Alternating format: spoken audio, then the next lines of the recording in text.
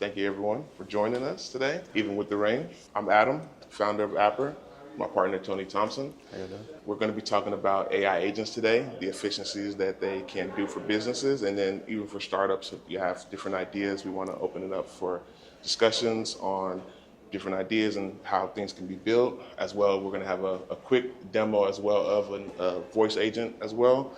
And then kind of explain the different tools to build it without code. You know, sometimes people hear AI, people hear technology, they think code. We know AI can code, and we know a lot of things are just connecting different APIs and a lot of data manipulation, and you can do it without code. So let's kick it off to the next slide. So I can give it a little introduction with my background. We started Apperr 2021, so we've been on a journey.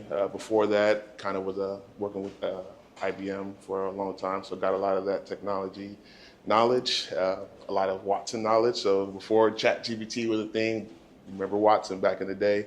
AI is not new.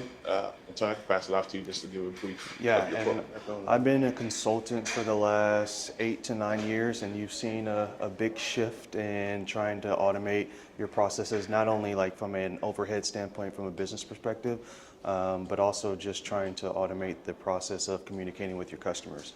I think efficiency is better when you're trying to be as concise as possible, but they're also trying to keep the overhead costs down, and that's really where these AI agents are coming in, where you say they're taking jobs, but they're really just trying to be more efficient. You still have to have people that are monitoring these things, so they're not really taking your job, you're just using it kind of intertwined with your day-to-day. So I've seen a big shift in my consulting space, and having these conversations with customers, it's a big initiative, and it's something that they're truly going to start to utilize for the future. So we kind of have to get ready for it. Yep. And then another thing to add is just, we all know companies like NVIDIA, CEO of NVIDIA pretty much said the tech departments are going to look like HR departments in the future. They're going to be deploying these agents into the businesses, whether it be customer support, whether it be tech support, whether it be sales agent. That's kind of the future of your IT and your CTO technology departments. So that's just an interesting fact that I've heard from the CEO of NVIDIA. Tony, I can let you talk about the problem. Yeah, and I think as I was stating earlier is, really here why this matters. When we're talking about businesses that are looking for concise efficiency, trying to help from an overhead standpoint. So you think about operating costs, and hiring someone from a customer service perspective may cost them $40,000 to $60,000 a year, but they now can deploy some sort of an AI agent, which will be a very lower cost from an overhead standpoint. Helps from a profitability standpoint, but also helps with a lot of initiatives when you can tell a system what to do and what to say, versus a individual when we know going rogue or whatever the case may be. You have customer service where they may not be listening during a meeting, things like that. Usually technology, what you tell it to code to say, it's going to say exactly that. So that's really where we're talking about not only the overhead operating costs, but also when you're saying, hey, I want this to say this, and I want this to be our standard initiative of what we're conveying to our customers and what I want that to look like. That's really why this matters, and what we're seeing kind of in that shift there as well.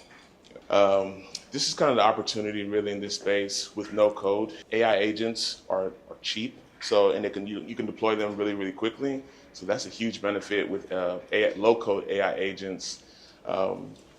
So it's not going to take week to week to develop. You don't have to be a super technical founder. You can hire people like us, and we can actually get it done for you.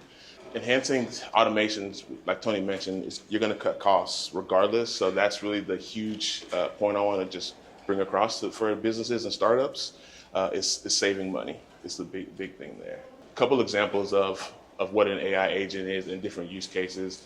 Customer service voice agents, as well as different email responders, as well as just simple lead generation tasks. If someone comes to your website, fills out a form, a qualifying form, the AI agent can kind of set up automated or set up calendar invites and things like that, just so a human doesn't have to do that. And another piece to that too, I'm sure we've all went to like an Amazon or something, you see a chatbot agent, is very similar to that. That's exactly what but now they're pushing more, not only from a web development standpoint where you're self-serve, but there's also those customers that still want to call in. So now you have another version of communication that needs to be attacked to with an AI agent as well. Benefits of AI agents, no breaks. So they're going to work 24/7 as long as they're deployed and on a server. You can call, hit the endpoint, and it should be working. Lower operational costs, freeing up human time for more, higher level tasks to work on, as well as they're scalable and adaptable. Pros of doing it the low code way, rapid development, lower cost, of course, as well as you can kind of prototype these things. You don't have to actually build out a complete solution. You can come up with a small idea and test it in the market. So those are good benefits. Yeah. And I wanted to say one thing. When we talk about low code, and maybe some of you all don't know kind of what the low code or but when we talk low code, we're talking very low in regards to customization and building that out. When we talk about like a very complex solution, that could take a very long time for you to build that out from scratch and build every script and every code. And I'm sure you all have seen it along. It looks like gibberish that's going through. That's what you consider like building it out from scratch. Low code is there's already a system in place that all you're doing is really click, drag, and dropping functionality, and then kind of going from there. So low-code solutions are a lot easier to deploy than you having to build it out with your internal team or something of that nature as well. Yeah. Me? With the cons, though, there's always pros and cons. So with the cons, my biggest one, I'm a security dude. You're gonna know that you might have some security issues. If you're a healthcare company, PHI, PII, that's gonna be something that you have to look out for as well. It's like if you're a financial company, you have to worry about those kind of things, as well as using the low-code platform. You're tied into that third party, so that's something to consider as well. And you're depending on their reliability, their security as well. So those are just things to consider as you build out your business. I don't know if you had any other thing to add on. No, I don't think so. I think those from a con perspective, you talk about HIPAA compliance, things like that. You'll have to make sure whatever low-code solution potentially is taking that over the phone, are they compliant in that necessary aspect. So that is the benefit. If you were to build out in-house and you are HIPAA compliant, you can control kind of what's happening there too. So one of the things I see is the complex part. Like it starts getting a little wonky as the Yep. it becomes more robust. You can't Yep. really get it to do what you're trying to get it to the full. exactly. Yeah, that's a good one, especially the way you build your workflows. It's definitely better to have an AI agent focus on one specific thing, whether it's email setting. You don't want it to do, okay, you're doing email setting and you're doing customer support on the technical side. If it's going to be a sales agent that you're getting leads, let that one focus on that, and then you deploy another one that's going to focus on the technical thing. So, yeah, you don't want it to get too I'm going to have a picture of a workflow. It might look too complicated, but it's not too complicated. But you can see how big they can grow when you start adding more tasks and things on there and different tools that your AI can access. So, great eye there to mention the complexity in the workflows. They can get complex for sure. When you start taking on, lower overhead costs, now you start expanding the business. Now you're like, I have to start integrating some tools here. Yes, exactly. Exactly. That's true. That's very true. These are just some examples of low-code tech stacks that you can use to build solutions. The demo that was showed is leveraging some of these. ChatGPT, of course, everybody knows that.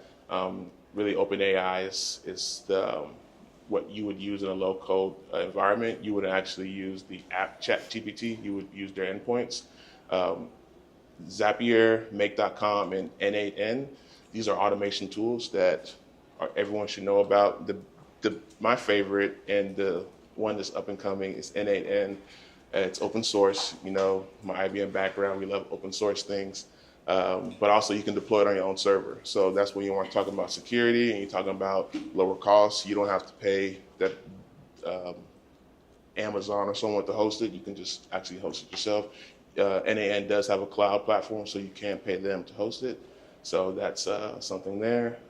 Notion, Airtable, pretty much just smart data storage, just a smart Google Sheet or a smart Excel doc. Bubble and Software, these are kind of more so low-code tools that you'll build your front-end interfaces with, not really the back-end AI layer, but like if you have a chat interface you want to build or just some interface, you can leverage Software and Bubble. Twilio, that's everyone's favorite phone and messaging API. So you can have, everyone knows DoorDash, how all those random numbers are coming from you. Hey, you dropped off your food.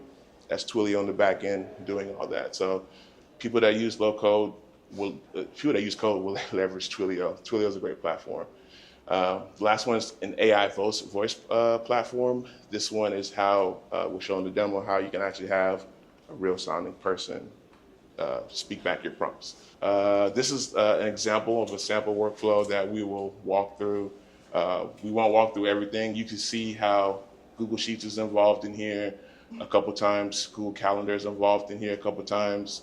OpenAI's reasoning models are in here a couple times, as well as some webhooks. Webhooks are pretty much just endpoints that we're connecting.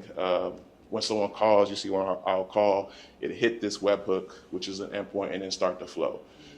So this is NA and a screenshot of NAN's workflow editor, I guess you would call it. But most of these are drag and drop on here. You see there's a couple of code places. That's like 10 lines of code that's on there. And it's pretty much just formatting the data. So quick screenshot of it, and we'll go through a live demo. It's kind of like the example you were saying, where it can start to get complex the more you start to add to it, for sure. So. Yeah, and to save complexity is just you build it in different workflows. Like you have one workflow here for your booking of leads, and then like I mentioned again, you have another workflow that's going to handle customer support for existing customers. So, but then you also just need to have like some kind of central data so they can actually, in this example it's Google Sheets, so they can go and get your customers' names so they can have that context. Are humans involved in this at all? Is there a stop point where you can kind of just make sure something? In this one, no, there's no human involvement, and I'll go through the demo and you'll see how we kind of prompt engineered her to kind of act human. So when there's going to be hiccups because we're not connected. We're running locally off this computer, so we're not in the cloud. So we're not connected to Google Calendar, but we're going to show how she handles that. So. Yeah, and these type of things, it could be instead of Google Sheets, we can connect to a HubSpot, Salesforce, things like that to pull that information. Exactly. But for here, it's just using a Google Sheet to collect information. But when you talk about startups that don't have a Salesforce and things like that, it could just be a normal, free to use software that you could tie into it, very low code. Mm-hmm. And so I'm gonna call this number on my phone, which is our Twilio number, and it should hit our agent here on my computer. Put it on speaker. Hello, my name is Sarah, and I work at Apperr Design. Hello. Hey, Sarah. How you doing? I'm doing great. Thanks for asking. How about you? What brings you to Apperr Design today? Yeah, I was calling in to see if I can schedule an appointment. I'd be happy to help you with that. Before we get started, can you please tell me your name? My name's Adam. Nice to meet you, Adam. Can you please tell me a little bit about what you'd like to discuss during our meeting? What's the purpose of your visit? Yeah, I just wanted to talk to the CEO about pricing. So you'd like to have a meeting with our CEO to discuss pricing. That's a great topic. Can you please share your email address with me so I can send you a confirmation and any other important details about the meeting? Yeah, it's adam@apperr.com. Thanks, Adam. So I have your email as adam@apperr.com. Now let's talk about scheduling. What date and time would you prefer for the meeting? Let's do tomorrow at noon. Tomorrow at noon sounds good. Just to confirm, that would be 2025-03-28-12 Akelso.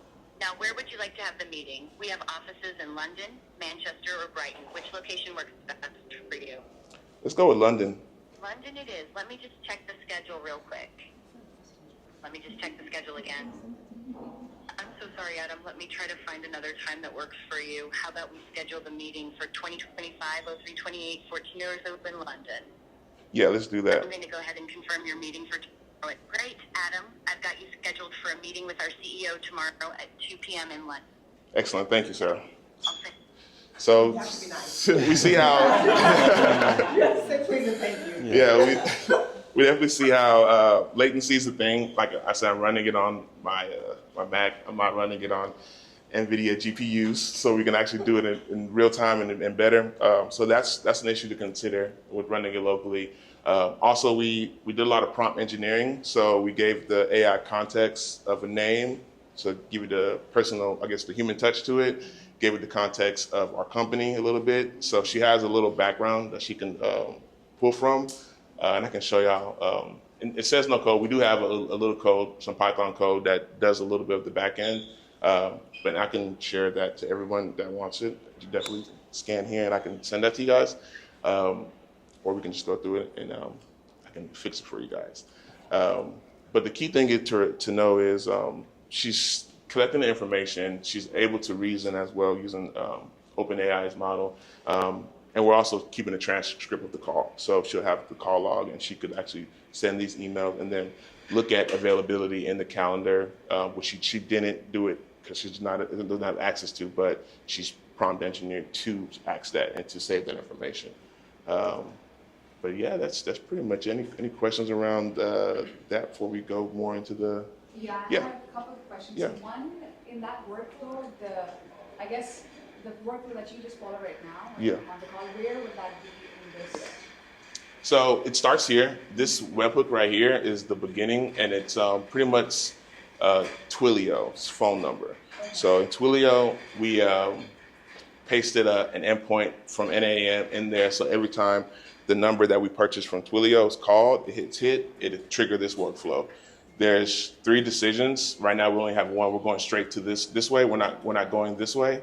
If you went this way, we would actually have pre-information. Like if it knew my number, it say, "Hey, Adam, I have your information already," but we didn't do that. So that's what would have been this way. This way is more so of them sending the call summary. So these 2 OpenAI reasoning models would actually summarize and save into this Google Sheet, which is this same Google Sheet actually. It's just pulling a different row, and then going down here is actually the booking process of the calendar, looking at the availability as well as creating the event on the actual calendar. So that's kind of this process. There would be 3 processes in the workflow. Okay. So my next question had Yeah. a couple of layers, and that was when so you showed us how to get this task done, but to get here is a little bit of research as well, right? So for example, you come up with your list of folks that you want to reach out to in marketing. Yeah. So on that they may get to like LinkedIn, so they know who the decision makers are, and they get a list. Yeah. So manually we would do that. Yeah. And then we come up with the contact information, and then we would write an email. Would you be able to automate all these 3 things, which is Yeah. come up with a list of folks that would be decision makers, Yeah. right? And then write an email to them, Yeah. cold email, cold call, whatever Yeah. you call them. And then do this, and then from there we pick it up with that. Yeah. Do that? Yeah, you could definitely do that. I would recommend probably 3 different AI agents doing that though, because you mentioned LinkedIn data scraping. So you're gonna have to go to LinkedIn, scrape data. You need to train an AI agent to do that. Yeah. Get the data, put it in Salesforce or a Google Sheet or Airtable of the data. So you have like phone number, email address, a little bit about them, so they can have context. But the AI should get that, right? The AI, yeah. The AI will get that. Yep, AI do that. They have they got LinkedIn scrapers, so you can like scrape data off Facebook, LinkedIn, any website really. So those exist for sure. You just need to give your AI access to that tool. So that's one step. And then you mentioned crafting an email, I guess, after that. Yeah, crafting an email based on So your details. yeah, so we would want to save that information after that AI agent is focused on scraping the data, puts it in a Google Sheet, right? The next AI agent will look at the list of the 10 people that is scraped and then craft emails and send them out. And then you have another AI agent that can do the outbound calls. This is inbound call right now that I'm doing. I'm calling Apperr. But Apperr someone can hit my website right now and then say, fill out a form, and I already got the information. And then my AI agent's job is to go through that list. And those people already want to do business with me because they came to my website and then they filled out a form. So. And that second AI agent that's drafting those emails, based on that LinkedIn scraper, you may have a different email template or crafting emails for CEO, CFO, et cetera.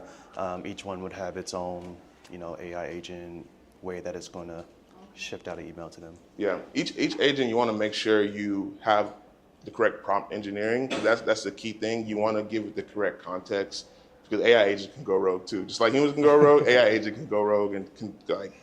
I know people use ChatGPT. You tell it to do something, and it starts doing some stuff that okay, let me get a new chat because this is you going off the wall now. So you want to give it the correct prompt engineering. I think that's key. And I definitely will. Like you mentioned, those 3 tasks. I would have each AI agent doing its own task. Yeah. Good, great question. This is probably getting into the minutia a bit, but a quick question. Yeah. So for instance, your name, Yeah. Apperr, that is not necessarily a common name. Mhm. So when you're basically, any customer calls in, AI is taking that information, Mhm. is there a checkpoint? Would you need a separate AI to then kind of like check and balance it to be like, hey, actually, spell that, I'm not familiar with That the name. name. Yeah, Yes. that you could do that for sure. But you'd be surprised how AI can pick up on the actual what you're saying. But yeah, you could say it again. You could in your workflow, you could actually have a process to hand it off to an actual human employee as well. Right. So that's definitely an option too. And I've seen it where they've made prompts where maybe it's not sure, and it will say, "Can you please spell that out for me just to make That's sure?" what So yeah, there's yeah. those type of prompts that, Yeah. hey, we've hit a roadblock on this name. I don't know if this is right. So those could be potentials too. Yep, that's a good one. Yeah, so just thinking about this, because I don't know a lot about AI, but as far as like applying it to my context, or the physician that has a clinic, right? Mhm. They're inbound or outbound. So like inbound would be a person calling to make an appointment. I Mhm. see this like as a great tool, Mhm. right? To take the information and set the appointment. So then it creates the calendar then, I guess, for me as a physician. Mhm. And then are there points where like I can set prompts or some kind of task that it reminds the patient up until the appointment, Mhm. or then ask them for like intake to fill out intake forms? Is Mhm. all of that possible? For sure, it's all definitely possible. With the setting appointments, can definitely do that depending on what's EHR, EMR that you're using. It would have to connect to it. Like if it's a Salesforce, it can connect to it and then set those appointments. In here, Google Calendar would be our appointment that you're getting the event on your calendar, and then it'll put the person that's scheduling it, it'll put their email address on there, so they'll get the regular Google updates. But if you wanted to say, hey, AI agent, your job is to 2 days before the appointment send out this patient intake form, they can definitely do that as well. Yeah, and same with, I've seen a few examples where you may be sending records to that particular patient. Maybe they had testing done, whatever the case, and maybe you're sending that through a portal, but every time something is sent to their portal, I want a phone call to go out to notify them to check their portal. And not only will they get the email, of course, but they also get a phone call to say, hey, your records have been updated, please go and check. And it's kind of like a courtesy to them, and like, hey, we're making sure that you're getting that information. And now that you said portal, this is back follow up. So where does, in the world of AI and all this engineering, where does HIPAA? Yeah. So I don't know if y'all are familiar with that, but where does Yeah. that Yeah. fall into? And I was gonna say that's where your portal is probably going to be HIPAA compliant if it's tied Yeah. into your EMR, where the agent wouldn't have access to that, but they would at least have access that something was placed in that portal that should be notifying this client or this patient of a particular, something's been placed there. So it's not reading anything within that. Yeah. Maybe from like an auditing standpoint, someone eventually is going to make sure and say, hey, I see you have this system.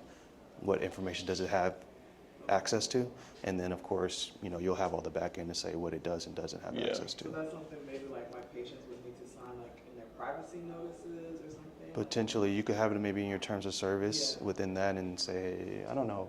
Yeah, I would definitely have it in my terms of Yeah. service, but then also within this application, I just would not give it access to actual Yeah, medical patient records. Like I would just give it access to PII, which is just email address, phone number, maybe name, but like social security, I wouldn't do that. Like there's a lot of information I just wouldn't give it. Because and then it just depends on you hosting it too. If you're hosting it with NAN on the cloud, but if you're hosting NAN on your own internal servers, like that's a different story. Then you're HIPAA compliant. I have history of working with United. They're not having a lot of things on public clouds. A lot of stuff that United Health has is going to be on internal servers. So yeah. Great question. So on the patient side, as a patient, and I don't know about any of the back end, will this eliminate the pain of the clipboard? Like every time I go, I have to fill out the same thing over and over again. Will this agent make that cohesive throughout? I don't know what's going to solve that problem because every time I'm like, you don't even need an AI agent to do that. I don't understand hospitals sometimes, but it could really because like she mentioned an AI agent's reminding you, like it can hit you with the call. Even I think they do that now, hit you with the text message for you to actually do it. But it's really up to the person to actually do it. Superficially speaking, it's the money. The money? Like the entity or the company, are they willing to pay for that service? For the service, yeah. The customer experience. Exactly. Yeah, That's true. what I have, and I haven't been in everybody's business, but that's what I have. Because then you just have to build out more workflows in the sense of there's a form you have to create, and that form has to be available to the patient to actually fill it out, and then it's like then you're dealing with like important information that did someone hack their account and now they filled out and do they have access to it? So there's a lot of other security measures. You have to make sure you wall it off and lock it down and track it properly. For sure. The methodist actually has, as a patient, where you can go online and they have all those forms pre-filled for you from your last visit. Yeah. You still have to go through it. Put your Verify. initials in every single one. Yeah. You don't have to fill it out every time like my other doctor. I like that. Have two-factor So authentication. it can be done, but so security is very has to be tight. Yeah. That's just HIPAA requirements. You just have to track every attempted access. Yeah. Encrypt everything in transit. Yeah. Yeah, two-factor authentication to make sure it's an actual human. Select the bicycle in these pictures. I'm sure we all see it. So very similar to that. Yes. Did you have a question too? Do you have more? I think it's. I think Well, I we're think it's rounding good. off, really. I think we have a cost comparison, so you can actually really see the cost. I'm trying to let you explain more about this, but of what an employee versus the AI agent running it. Yeah, and this is kind of what I was saying earlier, where you may have these are 4 different particular jobs that you would hire for in a company. That may cost you $30,000 to $60,000 a year, whatever the case may be. Now, I'm sure these prices are actually inflated. They're a little higher now as we've seen the economy, but you could build your own no-code low agent for $30 a month. Maybe it costs you $10,000 upfront cost to build it all out, but then from there, it's only costing you from the tech stack that Adam showed earlier, $30 a month for you to continue to keep that running. And just, again, tying into your other systems, maybe you're paying for Salesforce and things like that, but you have now taken potentially 2 to 3 jobs from an overhead standpoint, and it's only costing you $30 a month from from that standpoint. And a lot of things are based on usage in the AI and the cloud space. So as long as that endpoint is getting called and people are using it, that could vary. You instead of paying 10 this month, I might have paid 15. I had more people calling, or this AI agent was working a lot more on data entry tasks.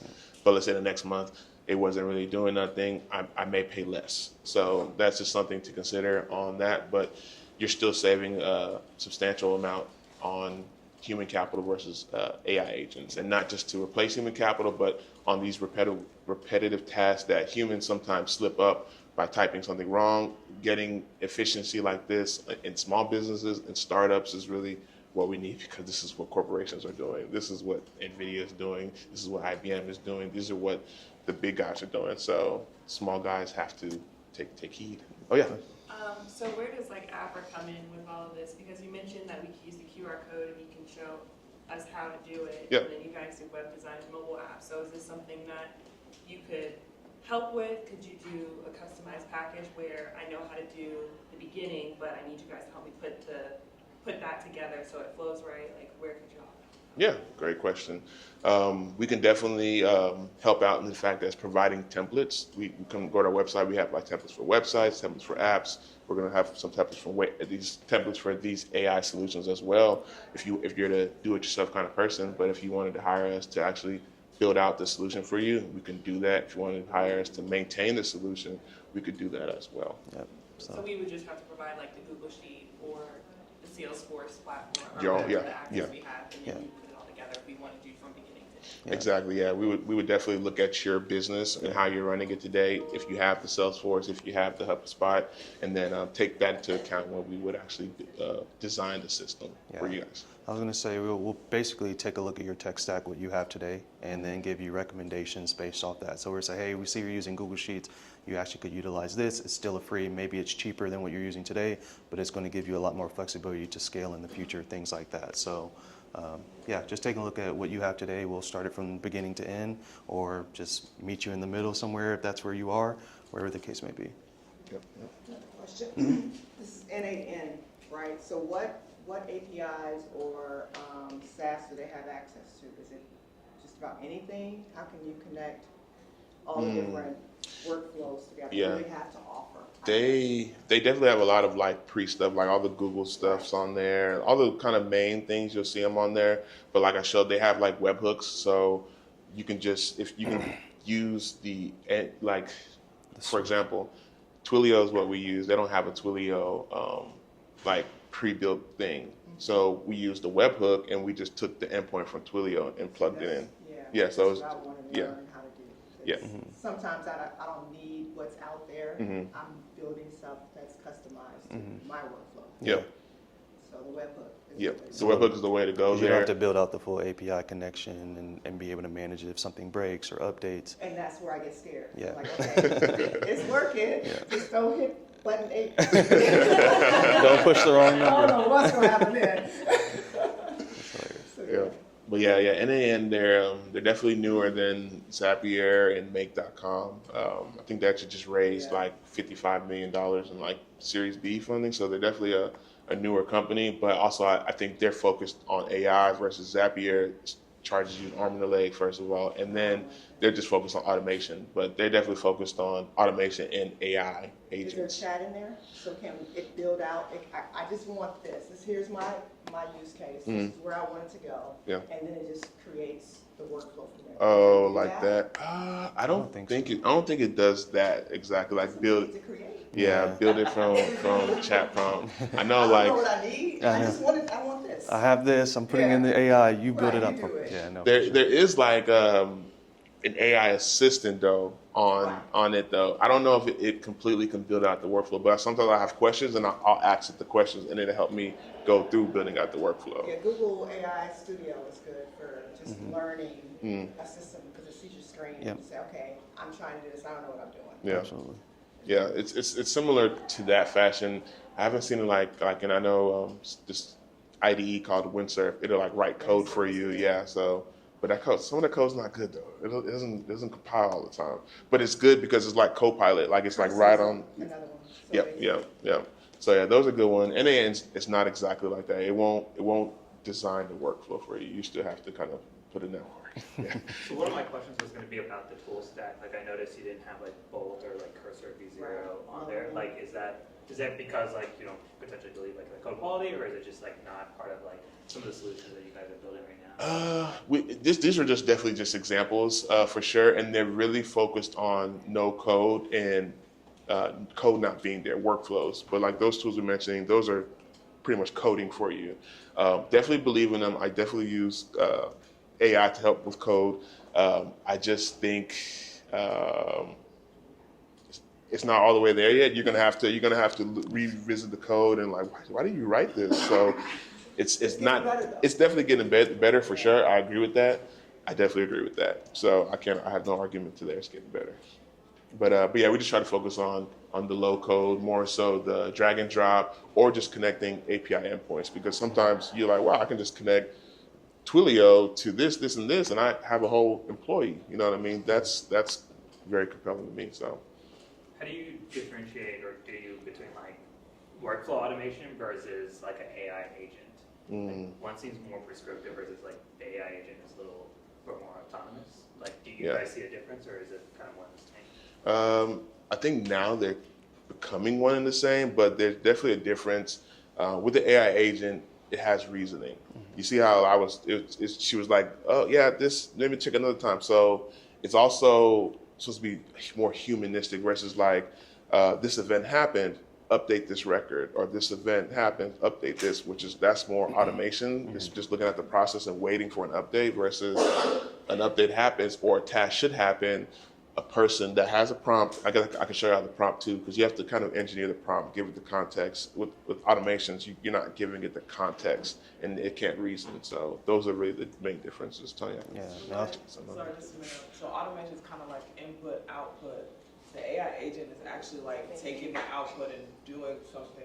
And iterating. I was gonna telling use- it, going back and forth. I was going to use the example as it's like a webhook versus API. So it's like not it's sending, hey, send here, then it's going to do this. But an API may actually be doing connection and then reading something and then coming back and pushing it in real time. That's just basically like what conversation we were having. That's how I Think would about consider like that. the CEO, the marketing director, and like sales, they're all talking together and they're going back and forth and they come up with the major, or the final This product. is the agent. This is the agent. Yeah, This is the the agent. agent. So I just went to a Microsoft conference for AI, and they have the studio that just came out. So is this fair to compare what you guys are comparing to as the package workflow automation versus building your own agent? Because they have agents too. Yeah. That, you put in your sales and it'll take away from inventory and lets the salespeople know that we only have this much left. Yeah. And then it tells the customer we're shipping. Like it's just all cohesive. Is that just basically all the agents on steroids? That's automation. I gotta look into more of the Microsoft Studio, but that's an AI agent use case, taking things out of inventory, it's doing the human task that would have to fulfill that order. A human would definitely have to go to that ERP system and fulfill that order. AI agent knows an order's coming in, the input comes in, and they can fulfill that order. That's simple automation, but the reasoning is more so, okay, it's fulfilling this order, but let's say it's short or it's back ordered. The AI agent can know that and say, hey, well, let me craft an email and send this customer that say that we're 2 weeks late, 2 weeks back order. Here's a coupon because you bought from us 3 times. We know you're a valued customer. Like that's all human reasoning in there. So that's really back to your point, the difference between the automation and the AI agent. Yeah, that first component is all automation in regards to order goes in, shifts over to the order management team. They pick, pack, and ship it. They click submit, and then as automation comes back to sales, so they can see that it's actually been fulfilled. But then the second part would be the AI agents So coming it goes in. wide but not deep. Yeah, I would say. What's the? I don't know what the other term is. It's like a road, and yes, but yes. Right. Any other questions or anything? I think that's really all we had. We're definitely can send these templates to you guys in the video, and then if there's people that have any other use cases that you want to talk about, we can definitely talk about those as well. Yeah, I think we that's love all to do the the time. research for you and just Are you gonna take. talk about research? Yeah, we'll do your research. I'm all about. Hands-on, but you can help. I was gonna say I'm all about learning, so I learn on the fly too. But if there's something I new, deep dive everything. yeah, we've had a lot of like CEOs and new entrepreneurs come in with an idea, and we're like, this isn't out there, so let us do some research and we'll build it out for them and then we learn something new every day too. The research you need putting into Perplexity AI. Figure it out. Yeah, how about that? Yeah, we won't steal your idea, I promise. We're fine to sign something you want. Yeah, there we go. Absolutely. Excellent. Do you have an industry that you're More focused focused on? Yeah. We're really focused on just small to medium-sized businesses and startups, but our client portfolio is really sports tech and hospitality so far. So yeah, Sports? sports. I guess we both got basketball backgrounds, and our network is athletes, our friends, and everything. So that's kind of our backgrounds right now. So, but yeah, we definitely have have expertise in a lot of industries though. So yeah, try this. We're good. Thank you all for joining though. Really appreciate you guys. Great Thank you. questions.